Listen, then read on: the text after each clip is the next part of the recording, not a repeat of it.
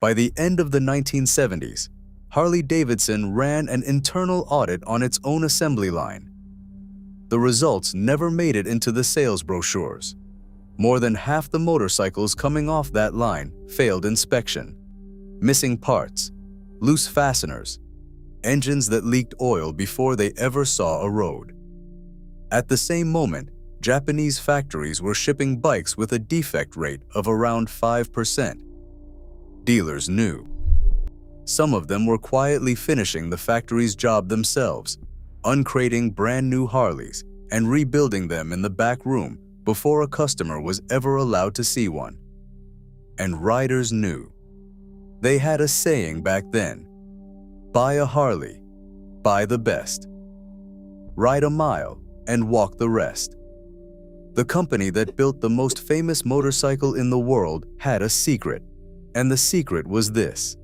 For 12 years, the people who owned Harley-Davidson were not a motorcycle company. They made bowling equipment, tennis rackets, snowmobiles, yachts. 3 letters sat on every gas tank, and riders took sandpaper to them.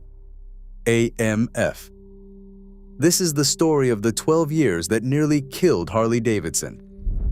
And the strange truth, the one nobody wants to say out loud, that those same 12 years may be the only reason Harley-Davidson is still alive. To understand what AMF did to Harley-Davidson, you first have to understand why Harley-Davidson needed AMF at all. Because in the late 1960s, Harley was not sold. Harley was cornered. For 6 decades, the company had been exactly what its name said: 2 families, the Harleys and the Davidsons, building motorcycles on Juneau Avenue in Milwaukee. It had survived the Depression that killed hundreds of American motorcycle makers. It had survived the war. It had even survived the death of its great rival, Indian, which collapsed in the 50s and left Harley standing alone as America's motorcycle company. But surviving is not the same thing as being strong. By 1965, the money was running out. The factories were old. The tooling was older. The panhead engine was 2 decades deep, and the money to replace it did not exist inside the family checkbook anymore. So the families did something they had resisted for 60 years. They went public. And the moment Harley-Davidson stock hit the open market, the family lost the one thing that had protected the company since 1903: control.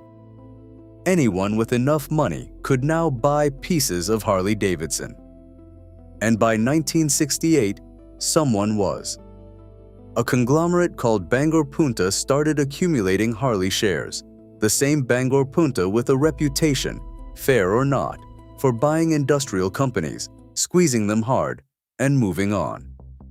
Inside Harley, the fear was simple: a hostile takeover, the brand milked dry, the carcass sold for parts.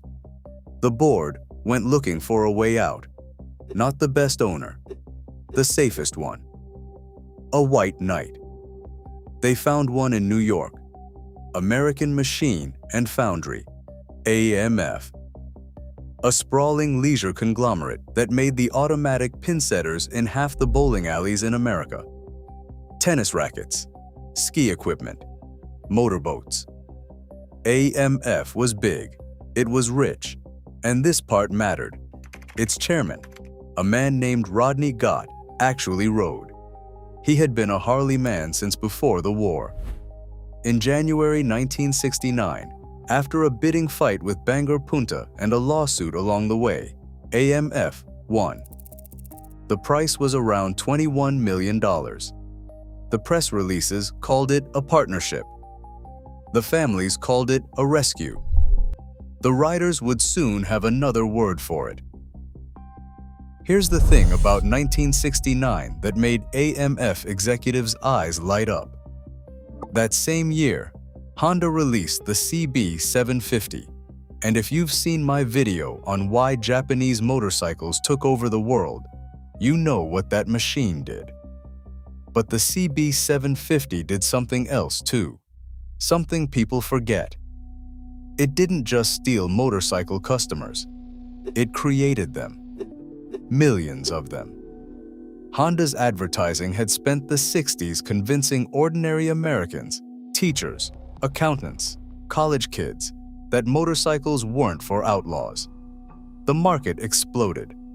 Motorcycle registrations in America roughly doubled in just a few years. Everybody was buying bikes. So AMF looked at its new motorcycle company and saw the most obvious business math in the world. The market is exploding, and our factory is tiny. Harley was building somewhere around 15,000 motorcycles a year. AMF wanted multiples of that. The order came down from New York. More. And in the beginning, this is the part the legend leaves out. It actually looked like a honeymoon. Rodney Gott wasn't some distant suit signing paperwork on a company he'd never touched. The man had ridden a Harley in the 1930s. He'd served in Patton's army. When AMF took over, he put the Harley-Davidson name at the front of the racing program, kept the family's grandson in the design department, and told anyone who'd listen that AMF was going to make Harley bigger than it had ever been. Milwaukee's own museum would one day carry his name. For the first year or two, plenty of people inside the company believed the rescue was real, because in that first flush of money and attention, it was real. The problem was never that AMF hated motorcycles. The problem was what AMF was. A conglomerate is a portfolio, and a portfolio doesn't love anything. It measures. Harley-Davidson went from being a family's whole world to being one line item among bowling alleys, tennis rackets, and powerboats, reviewed each quarter by men who could not tell a Sportster from a snowblower. And a line item has exactly one job: grow. And to be fair, and this is where the story gets more complicated than the legend, AMF put real money behind that order. They expanded capacity. They modernized what they could. And in 1973, they made the decision that would define the whole era. Final assembly would leave Milwaukee. Harley-Davidsons would now be put together in York, Pennsylvania, a massive former AMF plant with room to build on a scale Juneau Avenue never could. On paper, it was logical. In reality, it broke the company in half. Because the engines and transmissions were still built in Milwaukee, which meant the heart of every Harley was now manufactured 700 miles away from the motorcycle it belonged to, trucked across 4 states to meet its frame in Pennsylvania. 2 workforces, 2 cultures, 1 company that no longer fit in the same room. The Milwaukee men, some of them 2nd and 3rd generation Harley builders, watched the work leave. In 1974, the tension boiled over into a strike at York that dragged on for more than 3 months. And through all of it, the production quotas never softened. By the mid-1970s, output had roughly quintupled. Harley was building around 75,000 motorcycles a year. AMF got its more. What it didn't get, what it never scheduled time for, was right. There's an old rule in manufacturing. You can have it fast, cheap, or good. Pick 2. AMF picked fast and picked volume. And the third thing didn't just slip. It fell off a cliff. Think about what York actually was in those first years. A workforce that had spent its careers building bombs and bowling equipment, handed one of the most complicated consumer products in America, and told to build it at 5 times the old company's pace. The Milwaukee veterans who knew where every bolt lived, the ones with decades of quiet knowledge in their hands, were 700 miles away, and a lot of them weren't sharing. You couldn't have designed a better machine for producing defects if you'd tried. And the stories from this era sound like exaggerations until you line them up against the company's own numbers. Motorcycles arriving at dealerships missing parts, bolts finger-tight, wiring routed wrong, chrome that peeled, electrics that quit in the rain. The shovelhead engine, already an aging design, now assembled at a pace it was never engineered for, marinating showroom floors in oil. Riders of the era used to say, a Harley wasn't leaking oil, it was marking its territory. Funny, right up until it was your garage floor and your $5,000. 1970s quality problems compounded in a way that's hard to imagine today, because there was no software patch, no recall by email. Every flawed bike was a physical object sitting in a physical showroom, and every one of them had a customer's name headed toward it. That internal audit from the cold open, more than half of finished bikes failing inspection while Japanese lines ran around 5%, wasn't a rumor spread by Honda salesmen. It's what Harley's own people found when they finally started counting. The dealers were the ones left holding it. Imagine paying for inventory you then have to repair before you can sell it. Good dealers ate the cost, fixed the bikes in the back, and protected the brand with their own labor. Others just passed the problems on to customers, and every one of those customers became a walking advertisement for Kawasaki. The jokes wrote themselves, and your buddies at the bar made sure you heard every one of them. Harley-Davidson, Harley-Ferguson, buy the best, walk the rest. But the detail that tells you everything, the one that still makes old riders' jaws tighten, is the sandpaper. AMF had put its own name on the gas tanks, right there next to the bar and shield. AMF Harley-Davidson. And across America, riders were buying brand new motorcycles, taking them home, and sanding the first 3 letters off the tank of a machine they'd just paid for. Think about what that means. These weren't people abandoning the brand. These were people who loved Harley-Davidson so much they were willing to physically erase its owner. They weren't rejecting the motorcycle. They were rejecting who it belonged to. And here's the question AMF never seemed to ask. If your most loyal customers are removing your name with sandpaper, what exactly do you think you own? While Harley's assembly lines were falling apart, the competition was doing the opposite of falling apart. Honda's CB750 had rewritten the rules in 1969. Then Kawasaki answered with the Z1, 900 cubic centimeters, double overhead cams, an honest 130 miles an hour off the showroom floor, and reliability so absolute it became boring. Yamaha and Suzuki filled in every gap behind them. These machines started with a button. They didn't leak. They didn't vibrate your fillings loose. They came with warranties their makers never expected to honor because nothing broke. And here's the twist of the knife.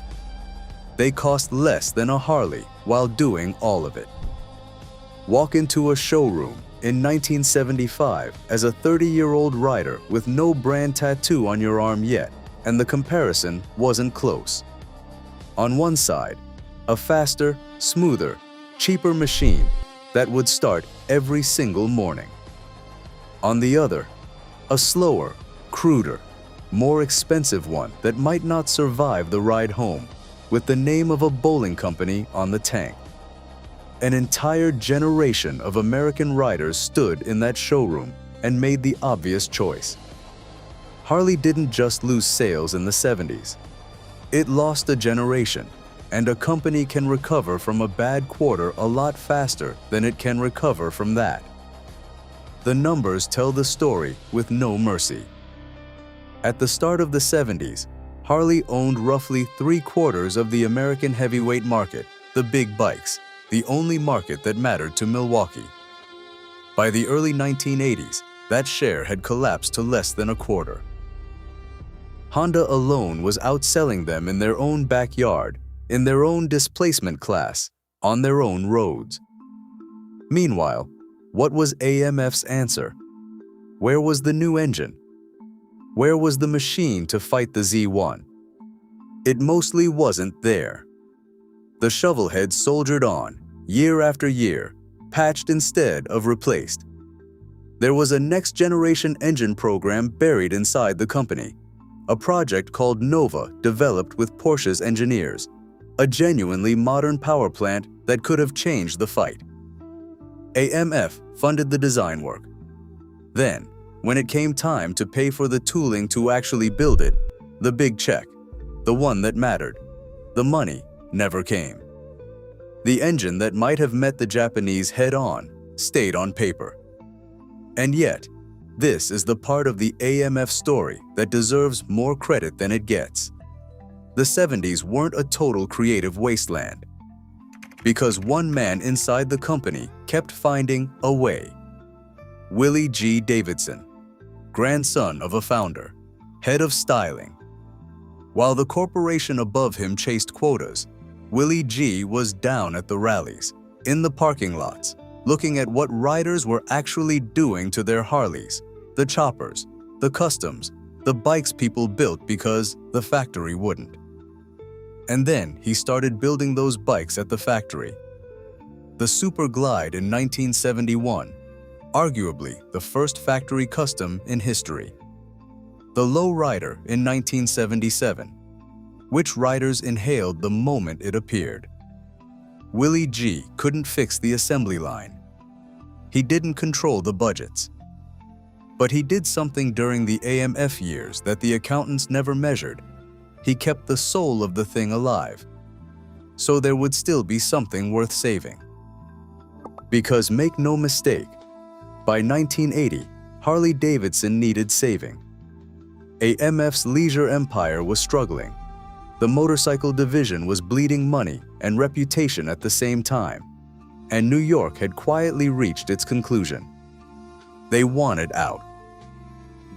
Now, before we get to the ending, and it's a hell of an ending, we need to stop and be honest about something. Because the AMF story that gets passed around campfires and comment sections has a villain, a victim, and a moral, and real history is rarely that clean. Here is the version everyone knows. AMF, the bowling company, bought a sacred American brand, wrung it out for profit, and nearly destroyed it. Every word of that is defensible. The quotas were real. The defects were real. The starved engine program was real. The sandpaper was real. But hold that story up to the light, and a second story appears behind it. And both things are true, because ask yourself, what was happening to every other Western motorcycle company in those exact years? BSA, dead. Norton, dying. Triumph, collapsing into a government rescue merger that couldn't save it. The entire British industry, the industry that once built one of every 4 motorcycles on Earth, was wiped off the map by the same Japanese wave that hit Milwaukee. Those companies faced Honda without a rich parent writing checks. Harley faced it with one. AMF poured tens of millions into Harley-Davidson across those 12 years. The York plant, the symbol of everything that went wrong, is also the reason Harley had modern large-scale capacity at all, and it's still building Harleys today. Its money kept the lights on through the worst market invasion in the history of the industry. And it was AMF, in 1975, that brought in a hard-nosed executive named Vaughn Beals, the man who would first document how bad the quality really was, and then spend the rest of the decade assembling the team that could fix it. So here's the uncomfortable duality at the center of this story. AMF nearly killed Harley-Davidson through neglect, quotas, and short-term thinking. And AMF is very possibly the only reason Harley-Davidson didn't die like BSA, Norton, and Triumph died. The rescuer and the wrecker were the same company. 60 years of family stewardship couldn't fund Harley's survival. 12 years of corporate ownership funded it and hollowed it out at the same time. If you want to understand American manufacturing in the 20th century, you could do worse than to sit with that one contradiction. But contradictions don't build motorcycles. And by 1981, the men inside the company had decided they were done living inside one. Von Beals was not a romantic. That's what makes his part of the story so good. He was an MIT-trained engineer who'd come up through aerospace and diesel engines, a numbers man sent in by AMF itself in 1975 to figure out what was wrong with its motorcycle division. He was, in other words, exactly the kind of executive the sandpaper crowd should have hated.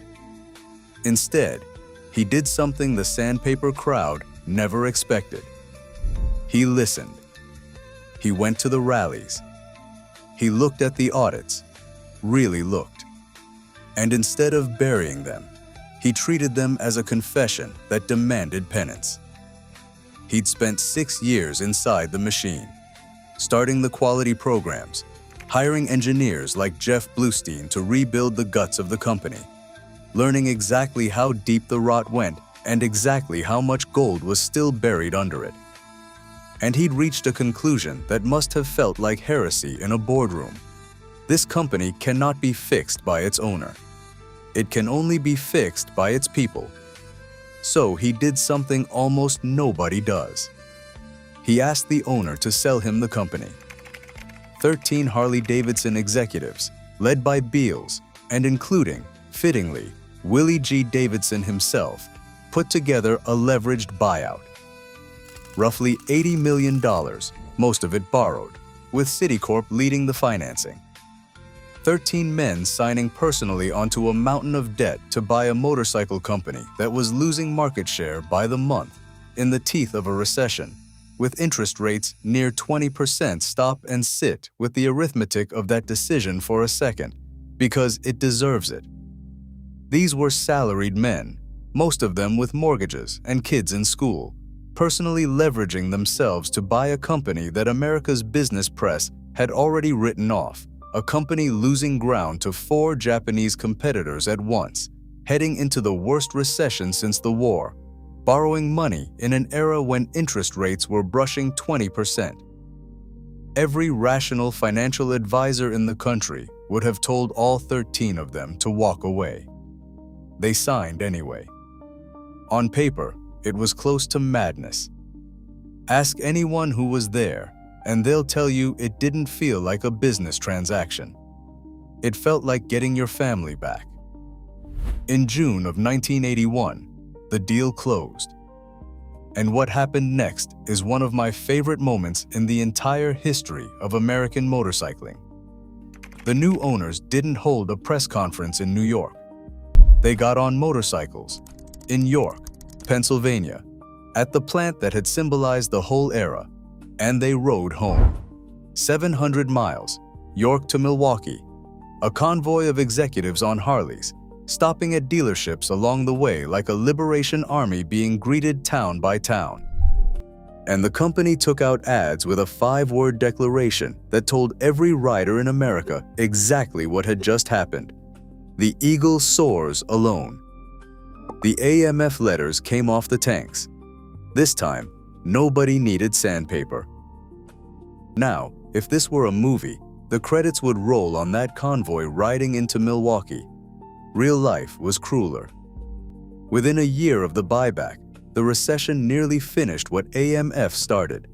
There were months in 1982 when Harley-Davidson was a missed loan payment away from extinction. The tariff fight, the evolution engine, the bet the company comeback, that's its own war. And I tell that whole story in Why Harley-Davidson Refuses to Die. But it all runs on what the AMF years left behind. The York plant, AMF built. The quality religion born from AMF era shame. The men who lived through the sandpaper years became the most defect-obsessed manufacturers in America because they had personally watched what happens when you're not. Willie G's factory customs became the design language Harley still speaks today. Even the buyback itself, the thing that made Harley Harley again, could only happen because there was a wounded, undervalued company for 13 believers to buy. So, the AMF years. 12 years the company would love you to forget. Half the bikes failing inspection. Dealers rebuilding brand new motorcycles in back rooms. Riders sanding the owner's name off their own gas tanks. And underneath all of it, the money that kept an American icon breathing while every one of its old rivals died. The dirty little secret of the AMF era isn't that a bowling company nearly destroyed Harley-Davidson. Everybody knows that story. The secret is that the bowling company also saved it, and that the men who bought it back knew both things were true and rode home anyway. Which leaves us with the question this whole story has been asking from the start. AMF held the stock. The families held the name. The workers held the wrenches. And the riders held the sandpaper. So you tell me, who really owns a motorcycle company? The people who hold its shares, or the people who refuse to let it die? Tell me your AMF story in the comments. If you rode one or sanded one, I want to hear it.